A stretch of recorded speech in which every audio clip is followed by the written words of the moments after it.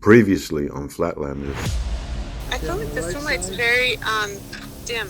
It does feel that way, Sydney. I agree. That's 10 miles away, folks. Boom. There it is. We just got 24 miles. Oh, get a copy. Can you get a screenshot of that? So we're going to be taking, what we're doing is we're going to be taking the lasers and we're going to shut them down the tracks and see if they can see them at the other end. We got it. You guys hear us? Yep, got it. I see it. There it is, yeah! Those hand warmers actually worked. That was an incredible idea. That was a good idea. Yeah, exciting location, Malibu, California. And we're watching mountains in the distance.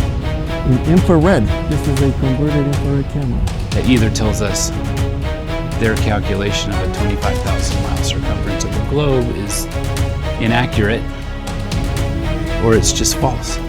And basically science just says there's refraction. That's their only answer. Oh, there's refraction, that's what you're seeing it halfway around the world.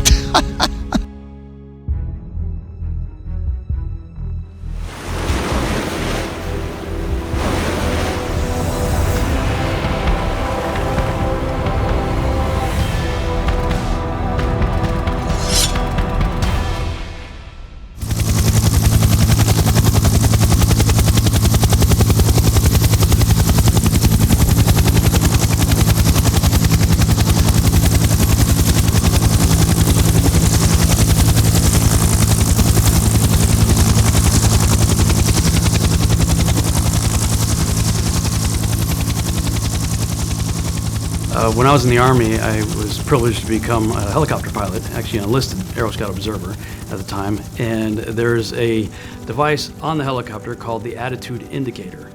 And that has a gyro inside of it. And its job is to show you what the attitude of the aircraft is. And one of the things you have to do in pre-flight is spin up the attitude indicator. The gyro spins up during your pre-flight. You're supposed to pull this little plunger, and it's called caging the attitude indicator. And what that means when you pull that is it essentially cages the airframe around the gyro, and it says this is level. So, presumably you're on a level flight line when you're doing so, and it's telling the device that's what level is. So that becomes very problematic when it becomes an issue of the shape of the Earth. And it was, oddly enough, one of the things that eventually convinced me something's wrong here.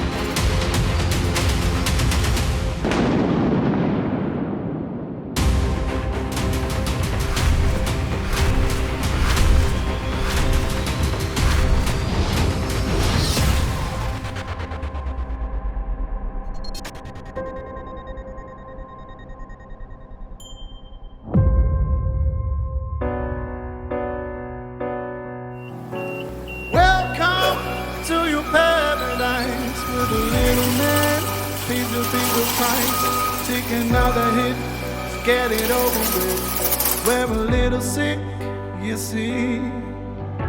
Can't stay down no more, we gotta make it known. So get back up, you're not alone. And then hit 'em back, leave 'em gripping to the floor. You never had a choice, they're knocking at your door. Remember, my friend, it's time and this is war.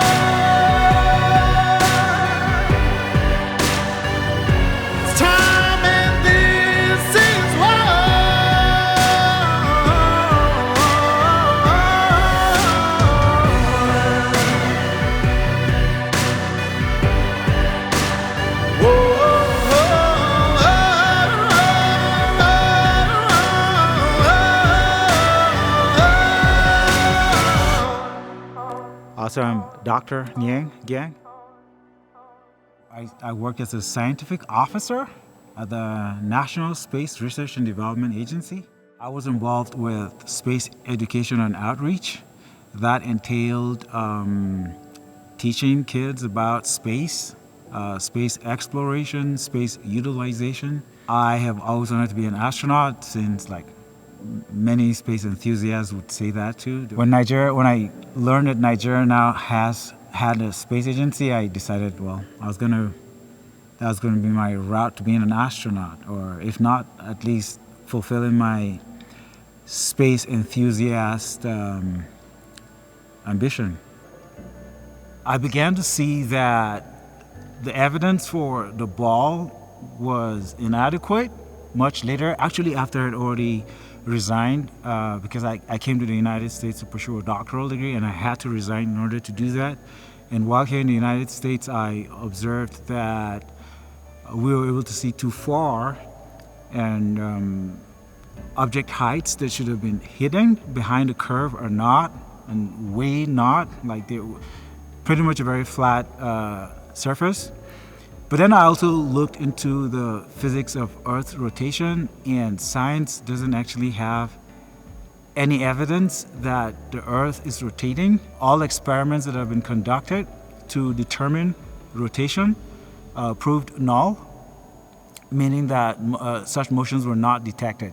So not only was the rotational motion not detected, the revolution motion around the sun was also not detected in very precisely conducted scientific experiments. So science doesn't have evidence that the Earth rotates or that it revolves around the sun. And then we don't have evidence that there's a curve. And so those were the two primary sources of anomalies that I relied upon to begin to question the heliocentric model.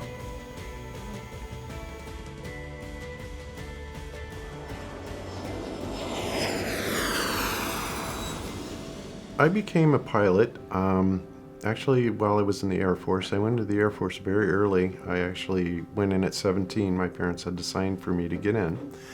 And I always wanted to learn how to fly. Well, fortunately, in the Air Force, they have these things called aero clubs. I actually got my pilot's license in the military, and it was by military flight instructors, but it was not as a military pilot. And I really wanted to be a commercial pilot, flying the jet airliners, but I simply could not compete with the military pilots who had thousands of hours. And so I became an electrical engineer instead.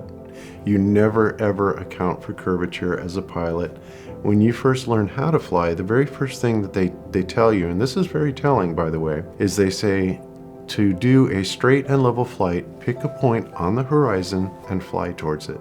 And the plane will maintain level all by itself. You just fly towards it. The planes that I learned how to fly on, they used mechanical gyroscopes. They were literally physically spinning up. They were inertially based devices, and their claim to fame is rigidity in space. The gyroscope is suspended in a special cage that allows it to maintain its orientation independent of the aircraft's position. If the aircraft rolls, electric sensors and contacts connected to the gyro send information to the pilot about the aircraft's orientation.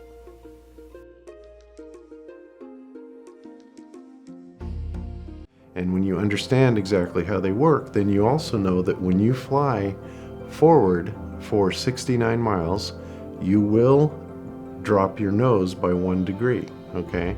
And obviously in a jet plane, that happens a lot faster than in a small plane, but regardless, on a ball this size, you're going to drop your nose 1 degree every 69 miles like clockwork.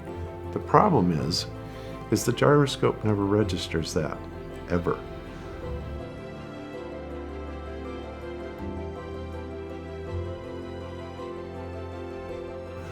So, and that's something that you don't really think about at the time until you hear about the flat Earth, and you kind of go, wow, in retrospect, how did I ever miss that? That's just one of the things that I find, very interesting about being a pilot that you don't even realize, because we're not taught to think about the curvature of the Earth. Everything about flight, they teach you to act as if it was just on a flat, level, motionless surface. Now, I flew helicopters, and we flew what they call nap of the earth navigation, where it's basically treetop level. So I'm flying really slow and in the trees. Never would ever be a factor that would concern me. But as I'm traveling around doing conferences and stuff, I'm thinking, okay, I'm in an airplane flying 500 miles an hour, and it has an attitude indicator in the thing. Well, you have all these devices that you're looking at, instruments in the cockpit. There's radios, and there's airspeed indicators, there's altimeter, your attitude indicator, all kinds of stuff. But you're really focusing on those three, the attitude indicator, the airspeed indicator, and altimeter. And so you're always cross-referencing them. So if you've got your aircraft trimmed for straight and level flight, if you start to notice an increase in altitude that you didn't manually do, then chances are, if you're increasing in altitude, obviously you're in a climb. If you start increasing in airspeed, well, you may be in a dive. And conversely, if you may be slowing down in airspeed, then you may be in a climb. I'm thinking to myself, okay, wait, now, if my airspeed and my altimeter are staying steady and my attitude indicator is straight and level, that's impossible on a ball, because we would have to register an increase in altitude exponentially over time. As you're flying over a ball, this distance needs to be increasing. And the attitude indicator has a gyro in it that's meant to work independent of gravity. It's supposed to hold its position in space independent of gravity. So that doesn't work on a ball. Eventually you fly out in space. So then you start saying, well, do they nose the plane down? Well, no, they don't. They never do that, because then the attitude indicator would indicate something. You'd have to see the adjustment in the attitude indicator with the nose down. It just never happened. So this was one of the early things that got me questioning, what is the shape of this place that we're living on?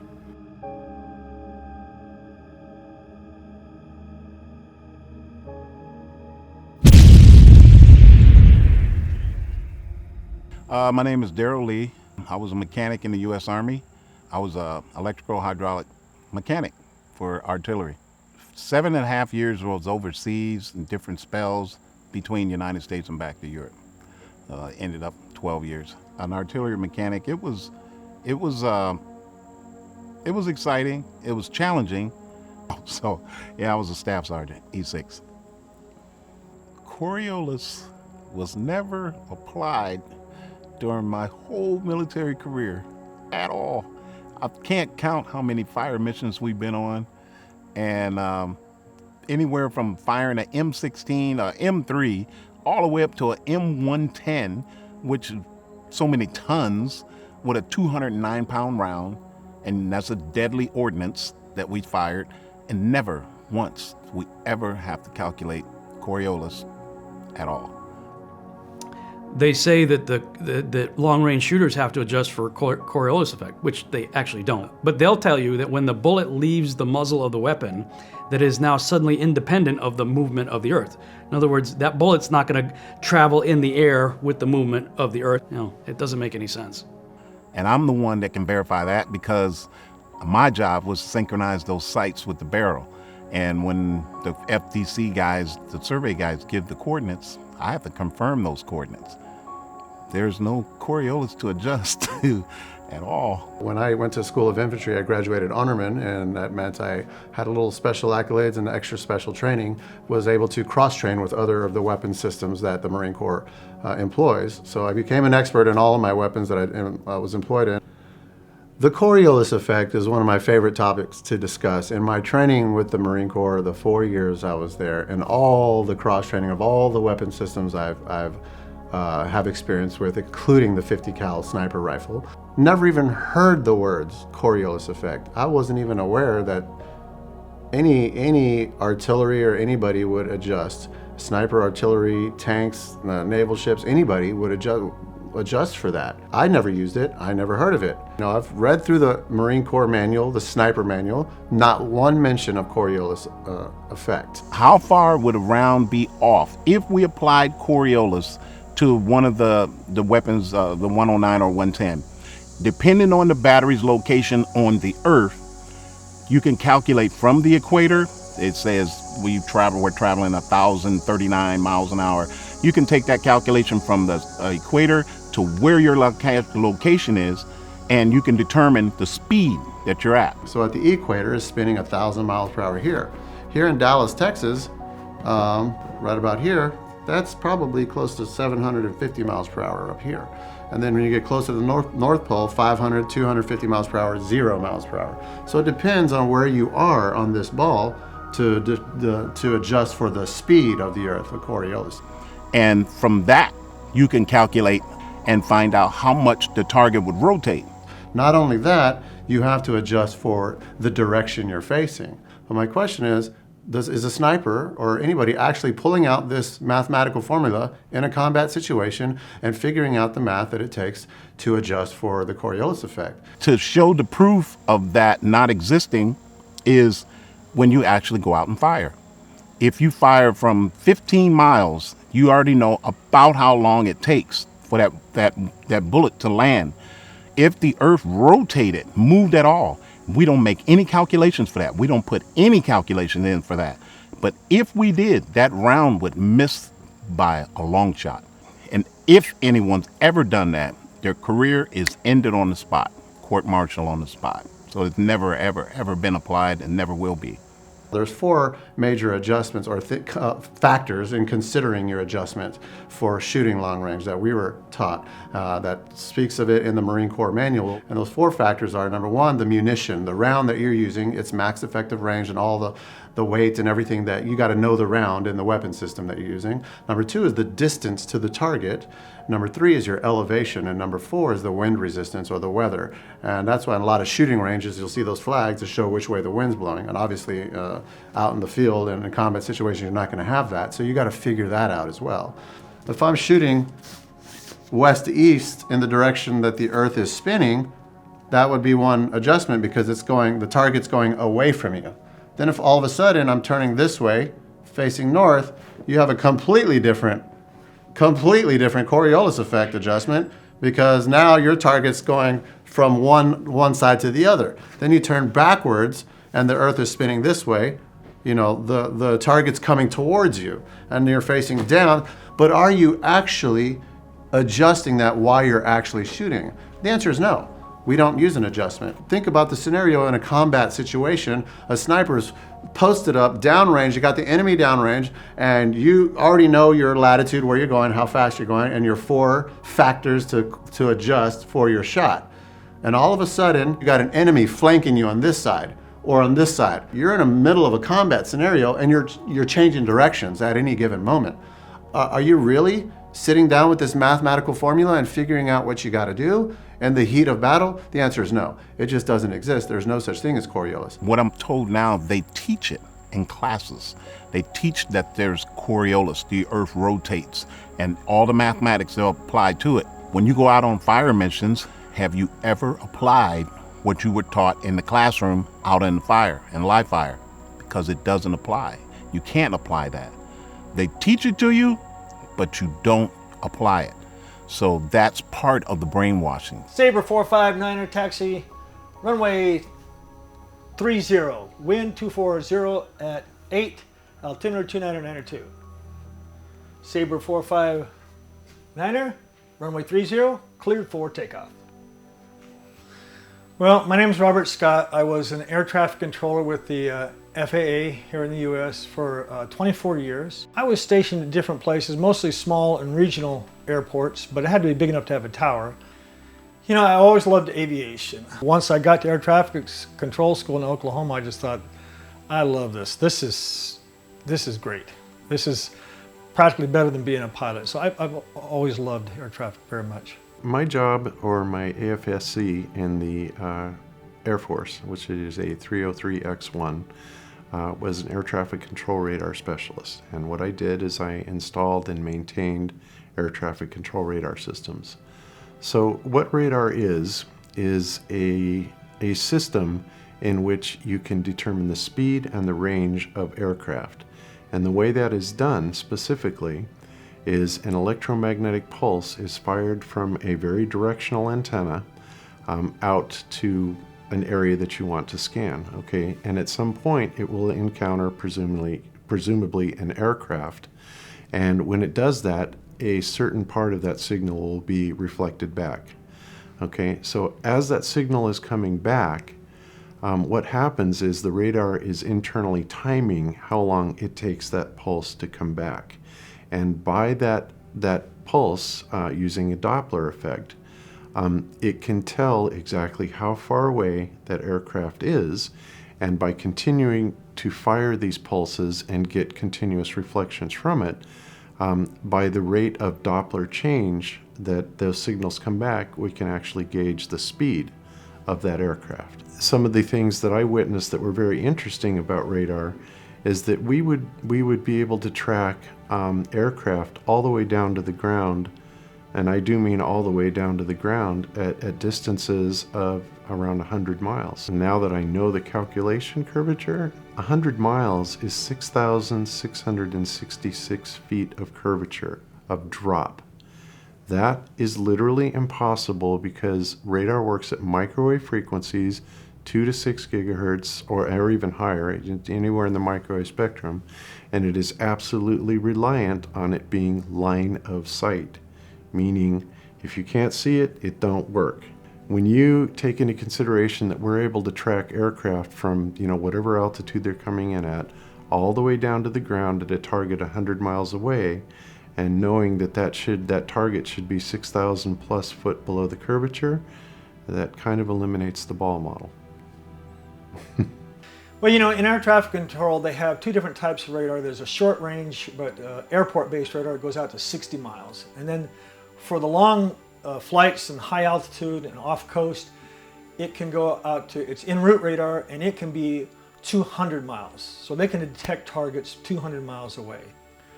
So in radar, the point is it has to be able to have a direct line to the airplane. So with regards to the shape of the Earth, I never thought about it as I worked for 24 years. You didn't say, wait a minute, I think that target is too low for me to see at that distance. Nobody ever even thinks about that. But in reality, now knowing what must be if they were to live on a ball, the fact is that at even just 180 miles, any airplane below 26,000 feet, if the radar can see it, the Earth is not a ball, period. End of story. And does that happen very often? 1,000 times plus a day. 1,000 times plus a day, somebody calls up, somebody coming from offshore. There's a whole class of aircraft that are not pressurized. They can't fly above 11,000 feet. The pilot will pass out. So they operate at and below 10,000 feet, no matter what. And no matter what the weather is, they just can't operate up there. And there's hundreds of thousands, if not millions of these airplanes still operating all the time. And so they'd be coming in at 6,000, 7,000, 8,000 feet from like Bermuda or beyond and say 180 miles from Miami. And I said, Roger. And every time they do that, they prove the Earth is flat. And they don't know it, but it's absolute undeniable proof. 26,000, and at 200 miles, 29,000. I mean, there's a lot of commercial flights are never at 29,000 coming in from 200 miles out. So, over and over again.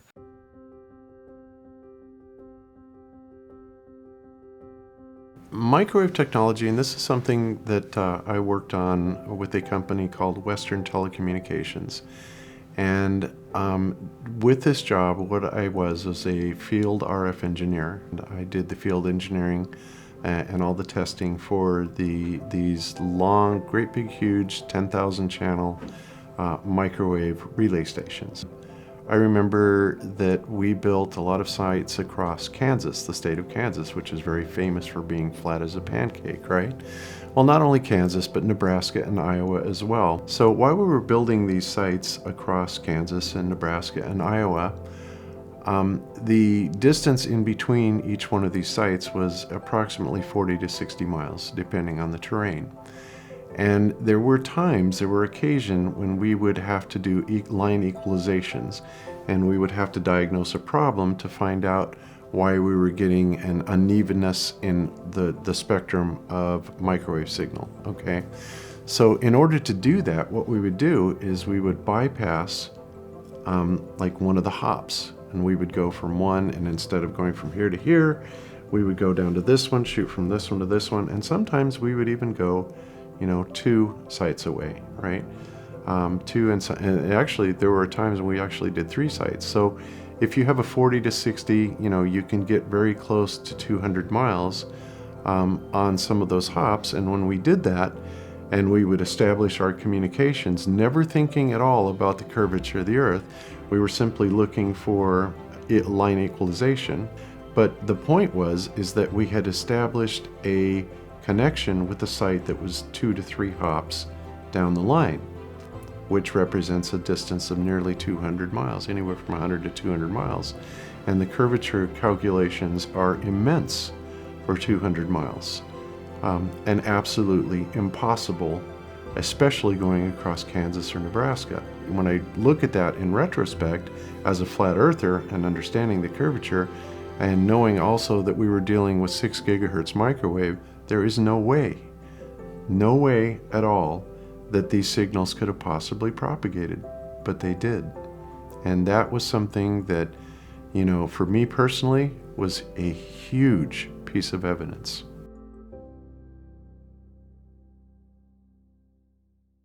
The other thing is that for 24 years I gave clearances to aircraft. We read the charts. You have to be familiar with every detail of any airway in your airspace. And that's 60 miles around. You have to memorize all these radials and everything.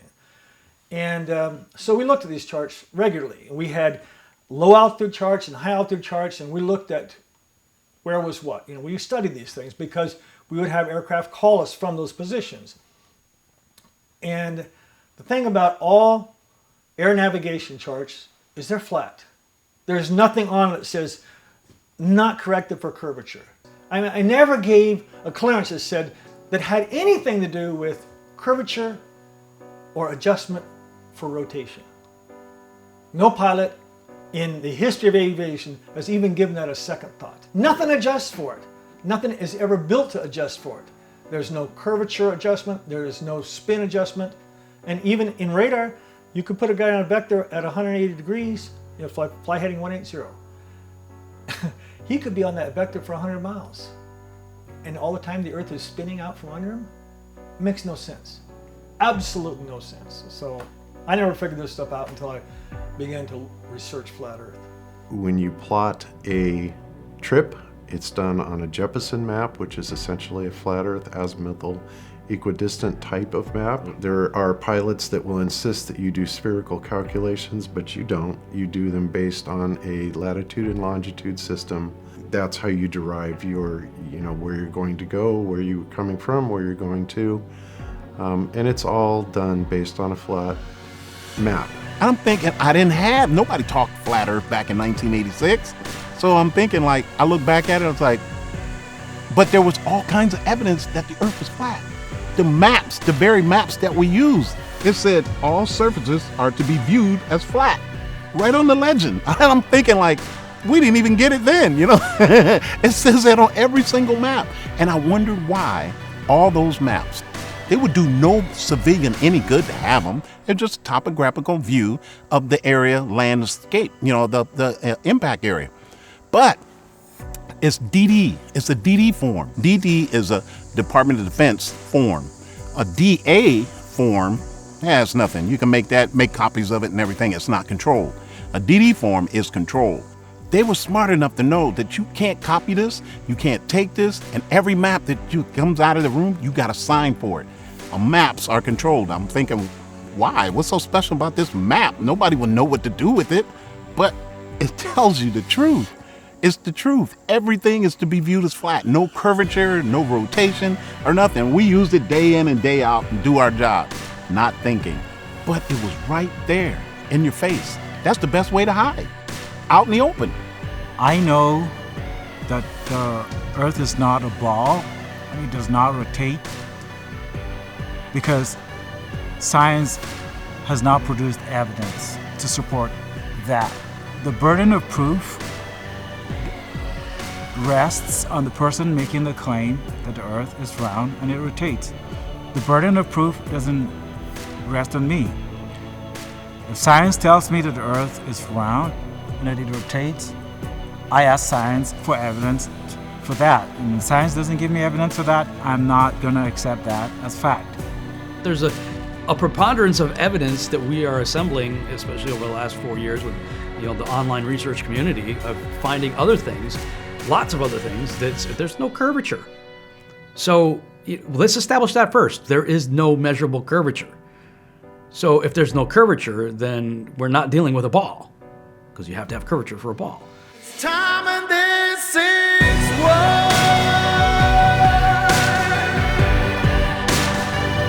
It's time and this is war.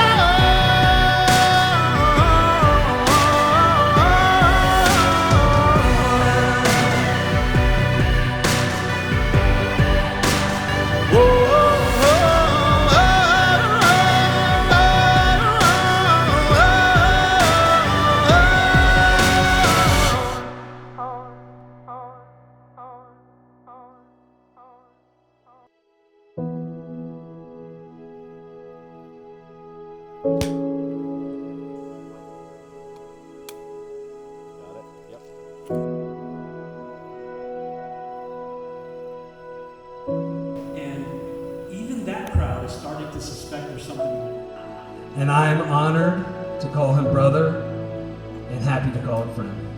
Bobski. Leadership was just truly amazing, but he was calling me to bigger things.